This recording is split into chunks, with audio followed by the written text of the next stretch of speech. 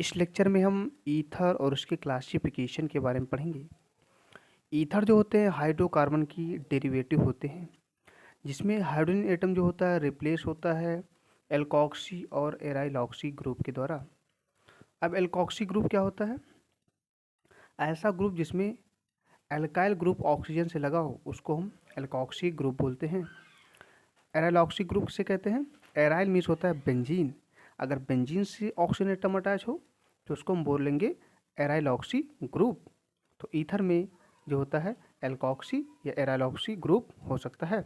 अगर इसका फॉर्मूला देखा जाए तो बीच में ऑक्सीजन होता है जो कि फंक्शनल ग्रुप है, इसके अगल बगल एल्काइल ग्रुप अटैच होते हैं या फिर एराइल ग्रुप अटैच हो सकते हैं।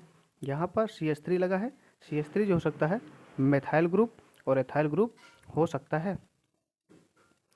इसके अलावा इसका अगर क्लासिफिकेशन देखा जाए तो ईथर को दो क्लासों में डिवाइड किया जाता है, सिंपल ईथर और मिक्स्ड ईथर। सिंपल ईथर में जो जो ग्रुप होते हैं वो सेम टाइप ऑफ होते हैं, यानी कि सेम ग्रुप जो होते हैं वो ऑक्सीजन से अटैच होते हैं, जबकि मिक्स्ड ईथर में अलग अलग ग्रुप अटैच होते हैं। सिंपल ईथर का अगर एग्जांपल देखें तो यहाँ पर दो ग्रुप CH3 ऑक्सीजन से अटैच हैं, तो यहाँ पर CH3 को हम बोलते हैं मेथाइल। यहाँ पर दो मेथाइल हैं, इसका हम कॉमन नेम अगर देखें तो दो मेथाइल हैं, तो इसको हम बोलेंगे डाई। और मेथाइल है तो मेथाइल और ईथर, यानी कि डाई मेथाइल ईथर। दूसरा एग्जाम्पल है, यहाँ पर लिखा है CH3 CH2 CH3 CH2 लिखा है, तो यहाँ पर CH3 CH2 को हम बोलते हैं एथाइल। यहाँ पर दो ग्रुप हैं इसीलिए हम बोलेंगे डाई एथाइल और ईथर। दूसरा एग्जाम्पल है मिक्स्ड ईथर।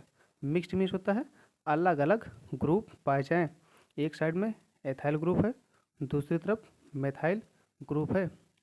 तो यहाँ पर एथाइल भी है, मेथाइल है, तो सबसे पहले हम एथाइल का नाम लिखेंगे, क्योंकि एथाइल में ई जो होता है अल्फ़ाबेट में पहले आता है, लेकिन मेथाइल जो होता है अल्फ़ाबेट में बाद में आता है। तो सबसे पहले हम अल्फ़ाबेटिक ऑर्डर में जो होता है प्रायोरिटी सबसे पहले देते हैं, तो एथाइल को पहले लिखा जाएगा, फिर मेथाइल और ईथर। तो ये हो गया क्लासिफिकेशन ऑफ ईथर।